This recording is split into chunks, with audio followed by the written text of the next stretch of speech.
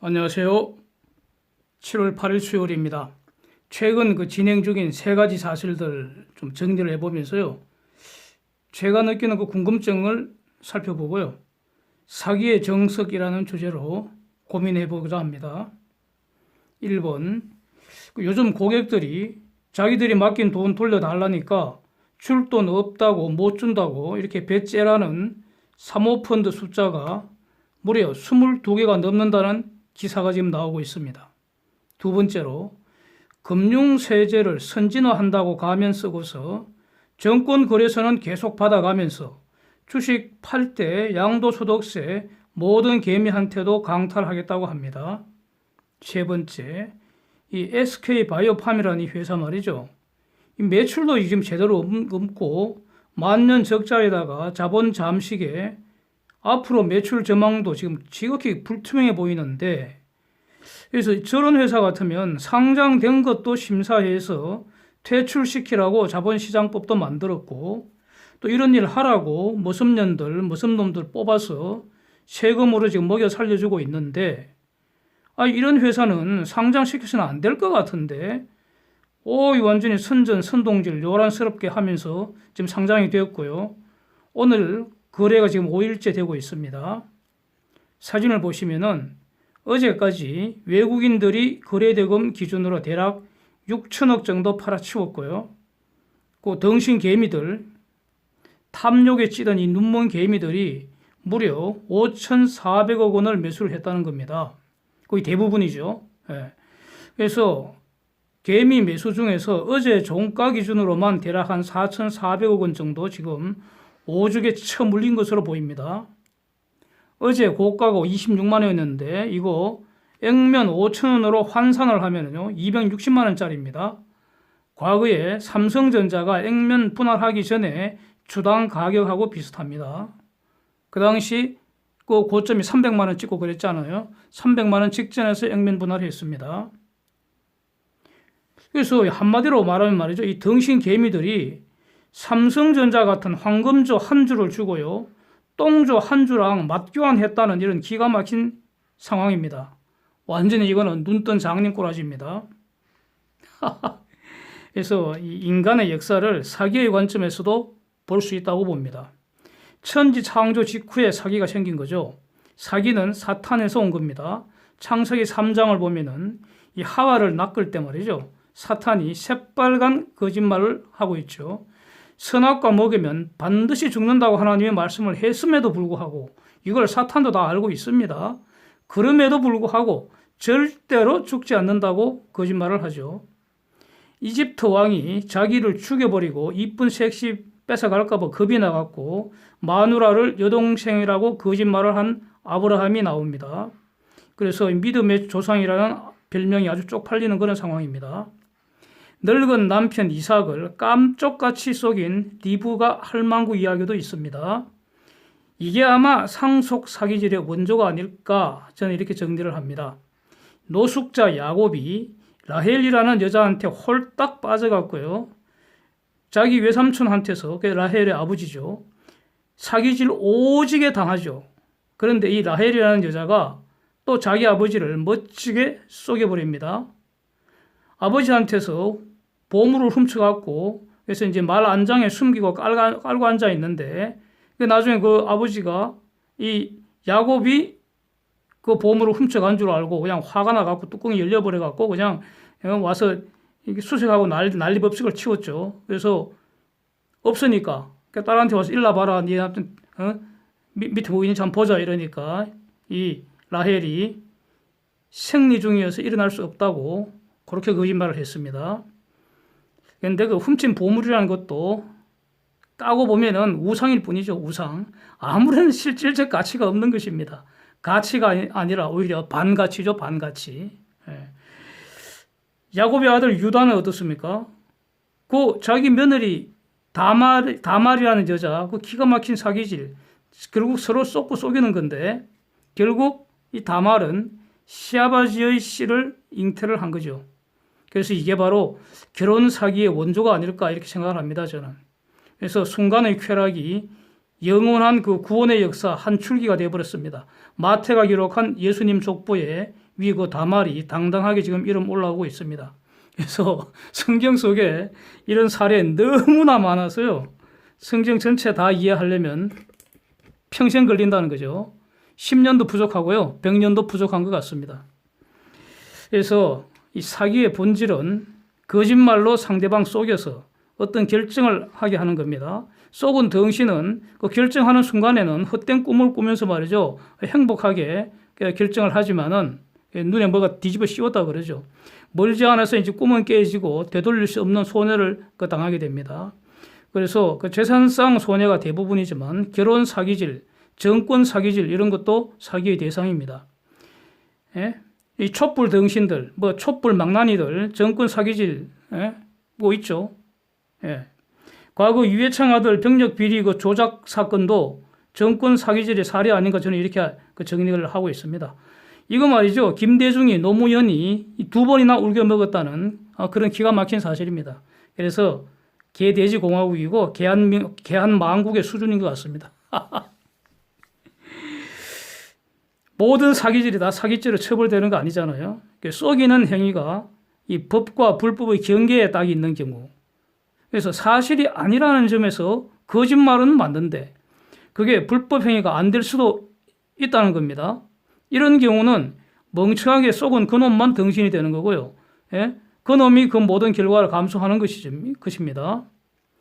그래서 거래상 어느 정도 뭐 과장이나 뻥치는 거는 그거는 알아서 당사자가 걸러내고 당사자가 알아서 그런 거래는 하지를 말아야 한다는 겁니다.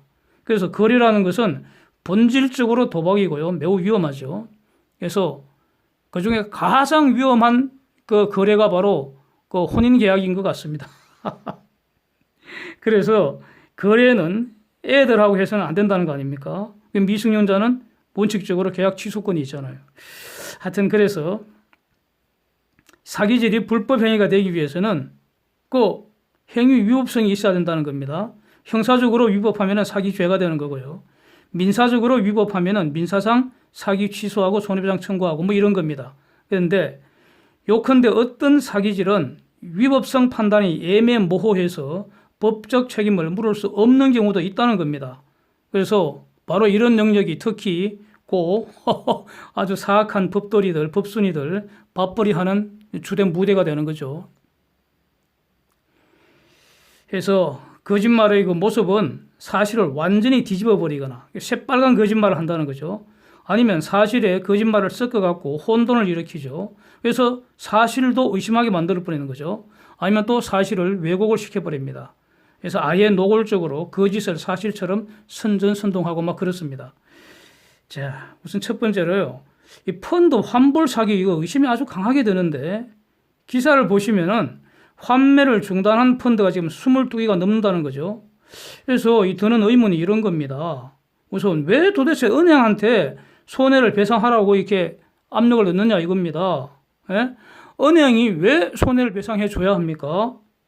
배상을 한다는 것은 불법성 인정된다는 걸 전제로 합니다. 그러면은 누군가 민사나 형사상 책임을 져야 한다는 걸 전제로 합니다. 만약에 이 펀드 계약이라는 게 원칙적으로 계약대로 운용을 해서 손실이 나면은 아무런 그 책임 없습니다. 투자자가 손해 부담하는 게 원칙입니다. 그걸 전제로 계약을 하는 겁니다. 만약에 판매사가 은행이 판매사 아닙니까? 판매사가 만약에 사기를 쳤다면은 판매사가 형사처벌이나 민사 책임 제하하는 거고요. 운용사가 사기를 쳤다면 그놈들을 형사처벌하고 손해배상 받으면 됩니다. 운영사에게 고객이 맡긴 돈이 제대로 전달되었다면 그 후에 손실 책임은 운영사가 지는 게 원칙 아니겠습니까? 은행이 배상을 해준다면 그것은 국민 모두의 책임이 되는 겁니다. 돈은 지금 어떤 놈이 빼돌린 것 같은데 여러 가지 경로를 통해서 왜냐하면 돈은 그 자체 절대로 없어지질 않거든요. 돈이 왜 없어집니까?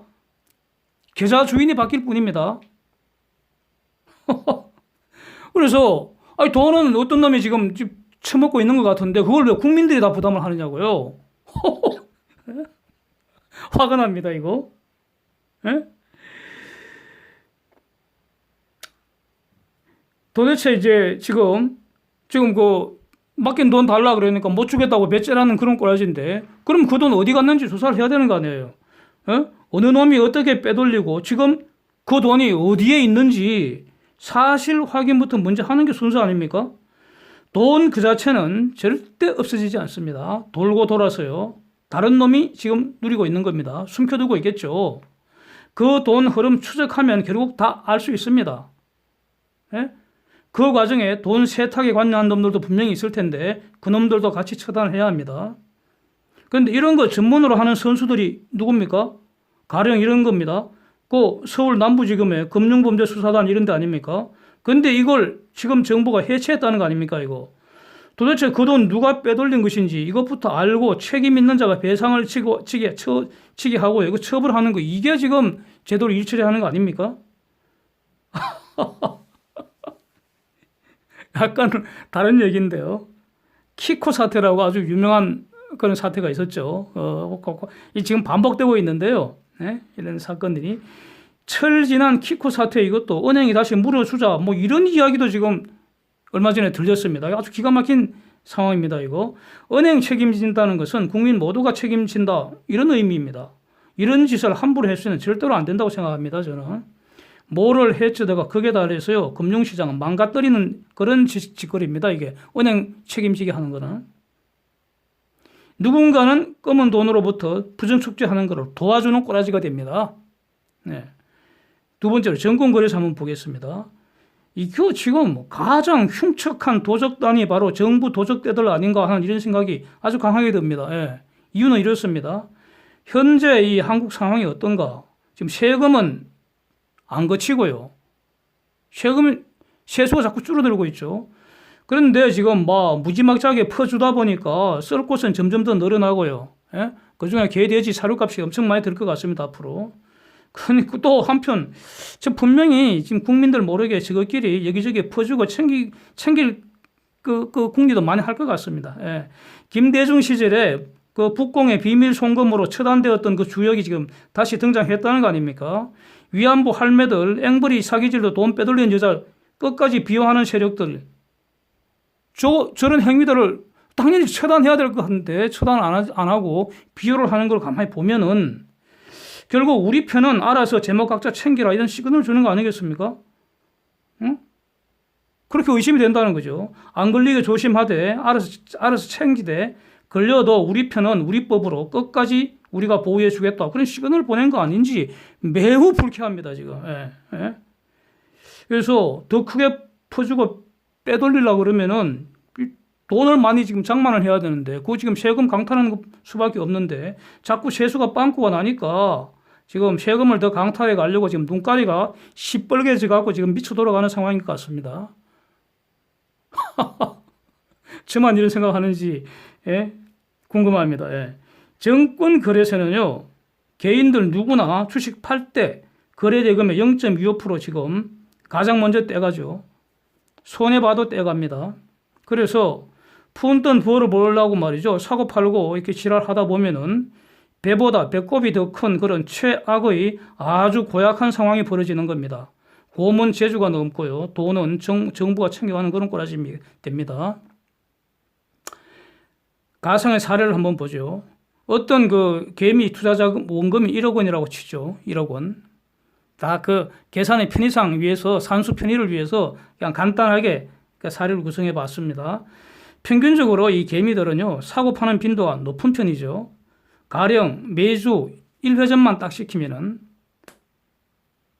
1년이 50주 아닙니까? 대략 52주죠 정확하게는. 그래서 1년간 대략 한 50회전 할 수가 있습니다.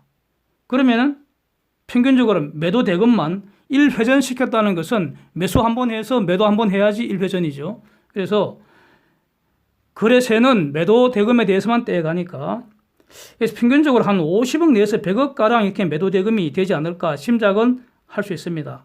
장이 급변하면은 하루에도 여러 번 회전시킬 수도 있죠. 그래서 산수 편의상 약간 더 과장도 하고 해서 연간 평균 매도 대금을 100억 정도 이렇게 가정을 할 수 있습니다. 원금 1억에 대해서 1년간 평균적으로 매도 대금 100억 정도. 그러면 현재 연간 거래세가 0.25%니까 무려 2,500만 원입니다. 이것을 쟤네들 선전선동하는 것처럼 0.15%로 낮춰준다 해도 연간 거래세 대략 1,500만 원입니다. 이걸 투자원금 1액에 대해서 적용하면 연간 15% 태산 같은 고정비입니다. 이거. 모든 투자자가 손해 이익 따지지도 않고요. 연간 평균 최소 15% 세금 강탈한 다음에 추가로 운이 좋아서 모든 투자자가 동시에 다 운이 좋을 수는 없습니다. 절대로 불가능합니다. 이거는. 그중에 어떤 사람은 운이 좋아서 2천만 원 이상 대박을 내는 경우도 간혹 있는데 여기서 2천만 원 대박 냈다는 것은 15% 거래세 떼고 또 2천만 원 이상 이익이 났다 이런 뜻입니다. 그러면 그중에 또 양도세 최소 20% 많으면 25%까지 또 강탈을 추가로 해 가겠다는 게 지금 정부 발표입니다. 그렇다면 연간 거래 관련 세금 부담이 원금 1억당 15 내지 25%가량 이렇게 된다는 거 아닙니까? 그래서 양도세 같으면은 일단 매월 세금을 먼저 받아간 다음에 그 다음에 5월경에 정산해서 돌려준다. 완전히 마귀 같은 흉내를 지금 꾸미고 있는 것 같은데 이 세세한 거 일단 접어두고요. 지금 글로벌 제로금리 시대입니다. 그런데 이런 세금은 바로 대표적인 고정비 아닙니까? 고정비가 15%라고요. 이거 완전히 태산같이 높은 수준입니다. 예금 금리도 지금 0%대입니다. 그런데 최소 고정비용 15% 부담을 하고 수익을 내라. 이거는요. 대부분 개미들한테는 불가능한 구조가 될 겁니다. 그러다가 어쩌다가 운 좋아서 대박 치면은 20 내지 25% 쏜살같이 강탈해 가겠다 이런 겁니다. 쏜살같이 강탈한다는 건 원천징수한다는 거 아닙니까? 가져갈 때는 바로 가져가고요. 돌려줄 때는 최장 1년 후에 어떤 신청하고 또 절차를 거쳐서 그래서 돌려준다는 건데 와 씨. 예? 양아치 도적 때보다도 더 악랄하게 보입니다. 저는. 예, 저는 그렇게 느껴집니다. 양도세 지금도 떼고 있습니다. 이거. 이러면 대주주한테 뗀다고 이렇게 가면은 씌워놨지만 대주주 가면은 쓰고 있지만 10억 정도 가지면 대주주 취급한다는 겁니다. 근데 10억이 지금 큰 돈입니까? 그 말은 이 대주주 범위가 양도세 낼 때의 대주주 범위가 너무 넓어서 말이죠. 부자들은 한국시장 참여를 막는 악법이라는 겁니다. 10억 정도 가지는 이분들 기준으로는요. 현재도 연간 거래세 25% 내고요. 양도세 20%더 낸다는 겁니다. 그러면 대략 연간 한 45%이 세금을 강탈하고도 남는 게 자기 이익이라는 건데 어떤 미친 또라이가 이 한국 시장에 참여를 하겠습니까? 자금이 많으면 많을수록 한국 시장 떠나버려야겠죠. 응?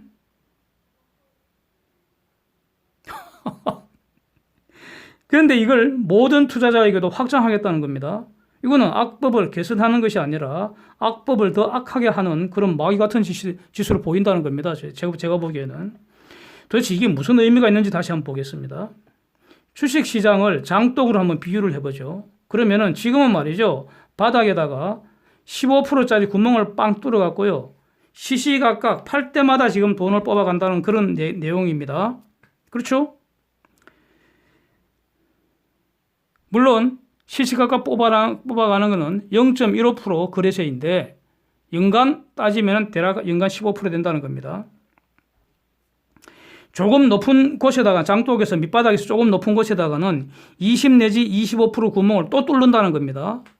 그래서 매월 한 번씩 그 달에 운 좋은 계좌에서 돈 또 뽑아간다는 겁니다. 즉 시간이 지날수록 지속적으로 끊임없이 돈을 쪽쪽 빨아내겠다는 겁니다.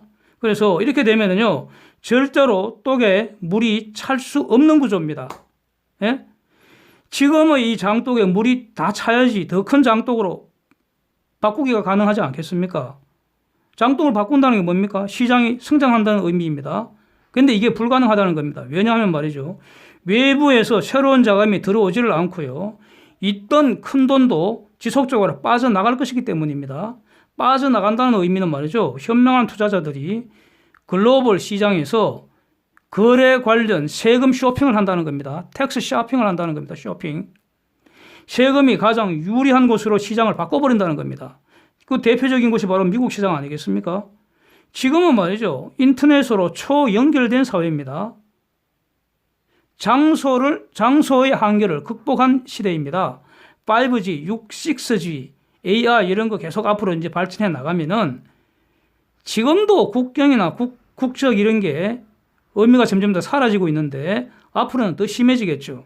그래서 그 한국 시장에 참여를 하는데 그 거래를 서울서 하거나 춘천서 하거나 사이공에서 하거나 호주에서 하거나 LA에서 하거나 장소는 아무런 장애가 될 수 없다. 차이를 가져오지 않는다. 이런 겁니다.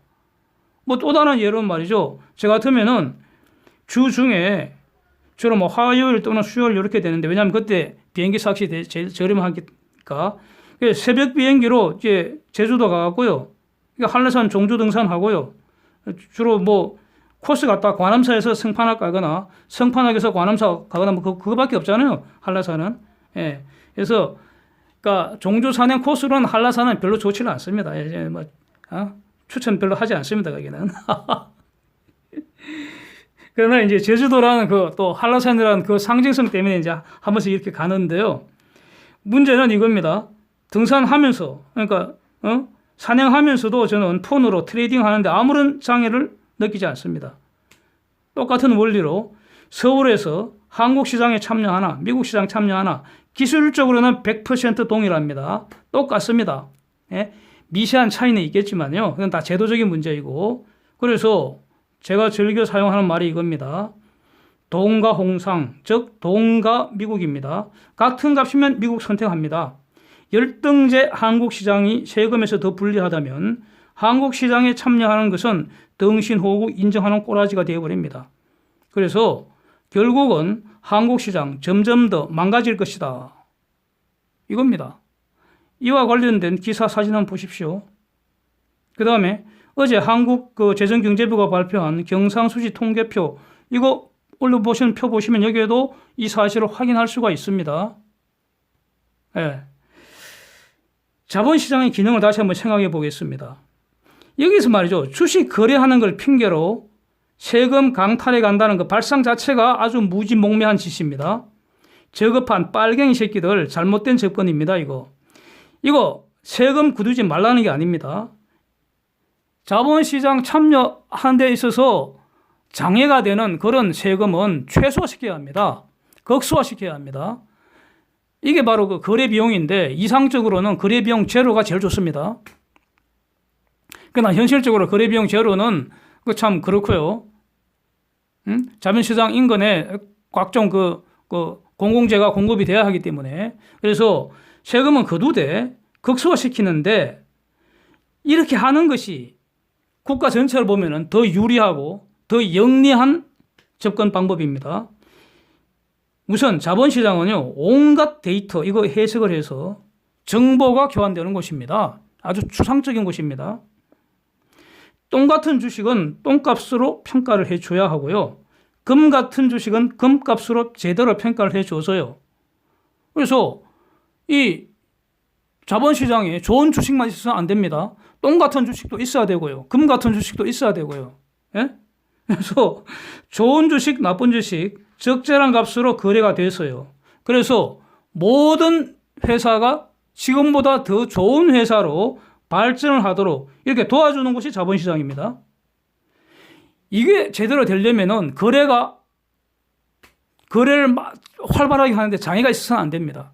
그런데 거래 장애 비용의 대표적인 게 세금이라는 겁니다. 한국은 너무 높습니다, 지금. 지금도 너무 높은데 이걸 더 높이겠다는 겁니다. 완전 웃기는 짓을 지금 하고 있다는 뜻입니다. 네? 하여튼 좋은 주식, 나쁜 주식 적절하게 평가를 해줘서요. 이게 시장의 기능입니다. 그래서 모두가 더 좋은 기업으로 발전하도록 도와주는 거 이게 경제정의의 모습입니다. 네? 그래서 모든 기업이 지금보다 더 좋은 기업으로 발전을 해가면은 그 기업들의 정상적인 기업 활동 통해서 적절한 세금이 징수가 되는 겁니다. 이게 훨씬 더 많다는 겁니다. 이게 사회가 발전하는 겁니다. 가령 지난 영상에서도 이렇게 예를 들었었는데 자세히 예를 들었었는데 간단하게 다시 보면 말이죠. 삼성전자 한 개의 제대로 된 기업으로 파생되는 천문학적인 세금 효과, 법인세, 근로소득세, 배당소득세, 각종 간접세, 그 다음에 협력업체들의 법인세, 근로소득세, 배당소득세, 각종 간접세. 지난 영상에서 다룬 바가 있습니다. 또 이제 세 번째로요. 이 SK바이오팜이라는 거 제가 볼 때는요. 저 상장을 폐지를 해야 할 그런 기업으로 보이는데 이걸 IPO를 적극적으로 밀어줬다는 겁니다. 정부가 왜 이런 짓을 했을까? 도대체 얻는 게 뭘까? 응? 정부가 이익이 있어야 할 거 아닙니까? 상장하는데도 돈 많이 듭니다. 등록비 개념이죠. 개념. 그 다음에 상장을 유지하기 위해서도 해마다 많은 돈 내야 합니다. 이게 상장 유지 비용입니다. 뿐만 아니라 지금 SK텔레콤 이 회사 보시면 시총이 무려 17조에 가깝습니다. 이거 골 때립니다. 지금 이게 완전히 덮보잡 약장수인데 지금 한국의 대표적인 약장수 뭐 한미약품이나 뭐 녹십자나 이런 거 시총 지금 1조에서 2조 사이 아닙니까 이거? 네? 제가 직접 확인은 안 해봤지만 예. 하여튼 이 시총 17조는 그 SK나 SK텔레콤하고 지금 비슷한 수준입니다. 지난 이틀 동안 하루의 거래 대금이 대략 1.5조에서 2조 원 가량 이렇게 거래가 됐습니다. 오늘 말고 어제 아래 이렇게 이틀 동안. 이건 매일 현금으로 원천 징수되는 증권 거래처만 해도 아마 어마어마할 것 같습니다. 예, 0.25% 해서 한번 각자 한번 추산해 보겠습니다. 예. 그런데 이 바팜이라는 이 회사가 팔고 싶다는 간질약이라는 거 말이죠. 이 간질약이 세상에 없는 거 처음 만든 거 아니죠. 이미 세상에는 표에서 보는 바와 같이 뭐 화이자, 존슨앤존슨, UCB, GSK, 사노피 이런 쟁쟁한 간질약의 전문 약장수들이 자기들이 만든 여러 개의 간질약을 가지고 시장을 이미 나름대로 재패를 하고 있습니다. 예? 엄청나게 완전 경쟁 시장에 가깝습니다. 바팜이 만들기 전에도요, 한국에도 간질약 처방되고 치료되고 있었잖아요. 한국에 간질약이 없었습니까? 다 있었잖아요. 그러면 기존의 이 의사들이 말이죠. 지금까지 수십 년간 잘 검증된 그런 간질약을 두고 덧보잡 초보 약장수가 만들었다는 그 간질약을 처방을 하겠습니까? 네?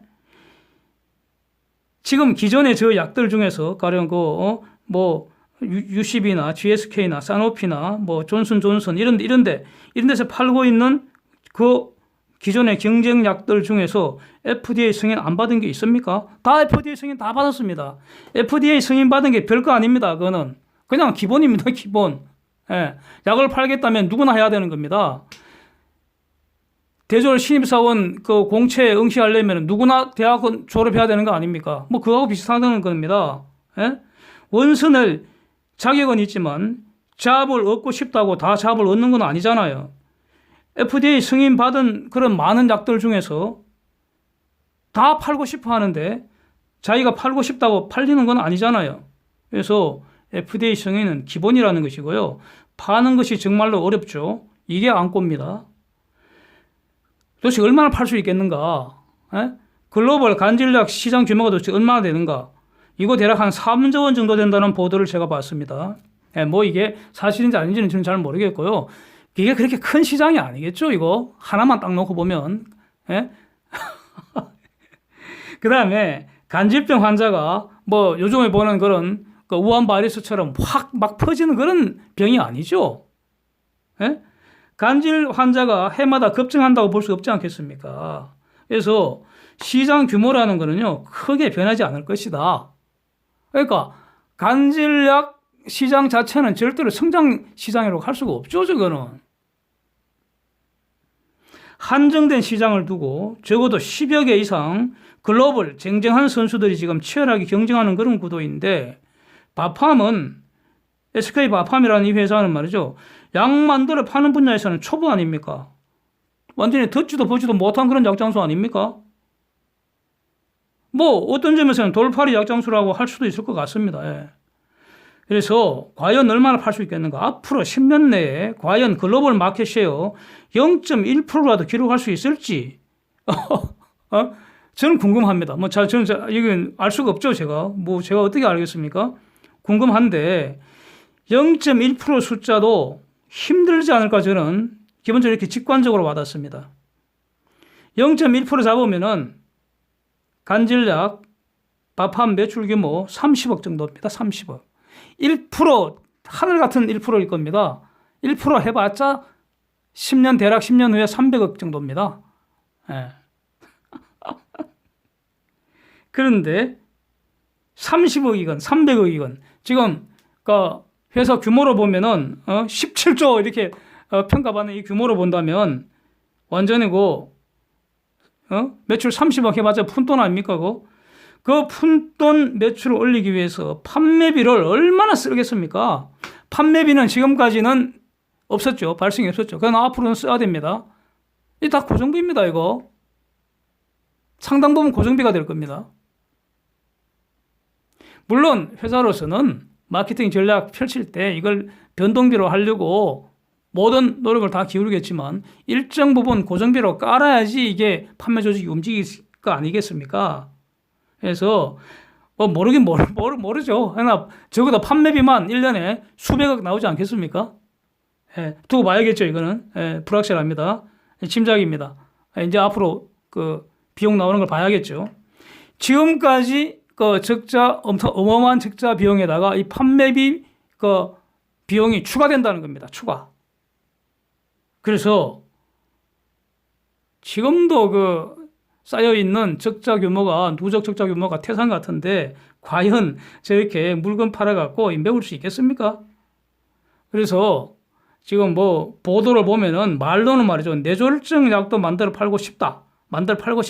이렇게 말을 하는데 만들어 팔고 싶겠죠. 간절하겠죠. 그러나 간절한 희망과 냉정한 현실은 완전히 다르죠. 저는 저런 꿈은 이루어지기보다는 깨지기 쉽다고 봅니다. 꿈은 깨진다. 이렇게 봅니다. 표를 보시면요. 우리 사주에 391만 주 이상 배정이 됐는데 실제 청약은 244만 주라고 합니다. 대략 40% 가까이 실권 처리됐다는 건데 이게 우리 사주가 대박이 되기 위해서는요. 아주 좋은 주식을 시가보다 매우 저렴하게 사는 경우입니다. 딴 건 없습니다. 지금은 전부 시가 청약해야 합니다. 우리 사주라고 할인해 줄 수가 없습니다. 그리고 또 지금 IPO 하는 것들은 대체적으로 보면 말이죠. 별 볼 일은 없는 회사를 포장을 해갖고 아주 비싸게 팔아치우는 이런 아주 기획 IPO 작전 개념에 훨씬 더 가까운 게 대부분인 것 같습니다. 제가 보기에는 그렇습니다. 그래서 사실 직원들이 우리 사주 노예가 되기 딱 좋은 상황이라고 봅니다. 사주 청약 1만 주당 대략 5억 원 정도 자금이 적어도 1년 정도 묶입니다. 대부분 직원들 이런 여유 자금 없기 때문에 정권금융에서 주식담보대출 해주죠. 이게 제도입니다. 요즘 대출금리 몇 프로인지 제가 조사하진 않았지만 이자 부담 이거 만만하지 않을 겁니다. 만약에 중간에 주가 폭락해서 담보 가치가 훼손되면은 추가 담보 제공해야 합니다. 추가 담보 없으면 이거 공공 손실이 됩니다. 그래서 반드시 추가 담보 해야 합니다. 추가 담보 못하면은 그 처분해갖고 원금부터 충당해줘야 됩니다. 그래서 이 부분 구체적인 거는 요즘 제도가 어떻게 변했는지 제가 확인은 지금 안 했는데 제가 말씀드린 거는 기본적 원칙입니다. 이런 원칙이 실현되는 제도를 가지고 있어야 할 겁니다. 제가 90년대 초에 정권적 우리 사주 받을 때는요, 당시 액면가 5천 원이었고요. 그런 정권주가 대략 5만 원 정도에 거래되는 그런 시기에 저희 때는 액면가로 우리 사주 받았습니다. 그래서 당시 말로 대박이 가능했습니다. 그 후에 말이죠. 가령 외환은행 우리 사주 같은 경우를 보면은 당시 유상증자 할 때 시가 대략 한 70% 정도 할인된 가격으로 우리 사주 아마 참여했을 겁니다. 요건 제가 기억에 그렇게 남아 있습니다. 왜냐하면은 제 색시가 외환은행 출신이어서 이렇게 기억하고 있습니다. 예? 그런데 한 70%, 그러니까 시가보다도 70% 할인해서 우리 사주 했는데도 불구하고 그 후에 외환은행 주가 박살이 나면서 대부분 직원들 손해 왕창 봤습니다. 빚을 못 갚아갖고요. 퇴직 못하는 직원들도 적지 않았고요. 퇴직금 갖고 우리 사주 빚 갚고 막 그런 경우도 적지 않고 막 그렇습니다. 완전 비극이죠. 그래서 이 색시 같으면은 그전에 퇴직하려 그러는 걸 갖다가 제가 우리 사주 받고 퇴직하라고 구원해가고 계속 이제 희망가 부르면서 대박 기대를 했습니다. 다시 한번 또 대박을 기대했었는데 고생 엄청 했고요. 그래서 우리 같으면은 적당하게 버티다가 중간에 찔끔 이익 보고 처분을 잘 한 것으로 지금 기억하고 있습니다. 그래서 뭐 이자 생각하고 하면은 하여튼 찔끔 이익 봤습니다. 그런데 끝까지 버틴 분들 대부분 손해 봤습니다. 그런데 그 이후에 한국의 우리 사주제도 몇몇 예외도 있겠지만은 대부분 손해 났을 겁니다. 이유는요, 시가청약이고요. 엔드. 대부분 나쁜 주식 비싸게 팔아 넘기겠다 이런 작전 개념이 너무나 지금 확고하다고 보입니다. 예? 똥값 받고 팔면 될 텐데 똥을 금값 받고 팔아치우겠다는 겁니다. 한마디로 말해서. 그래서 저는 이 40% 실권한 직원들이 현명하다고 저는 정리를 합니다. 표 보시면 말이죠. 기관들이 바로 팔 수 있는 물량이 631만 주 이상이고요. 뭐 15일로부터 해서 1개월, 3개월, 6개월 의무 유예 기간, 보유 기간 이렇게 이제 있다. 이렇게 공시가 되어 있죠. 그런데 저 물량 배분이 어떤 기준으로 정했을지 짱구를 한번 굴려보십시오. 생각을 해보십시오. 생각을.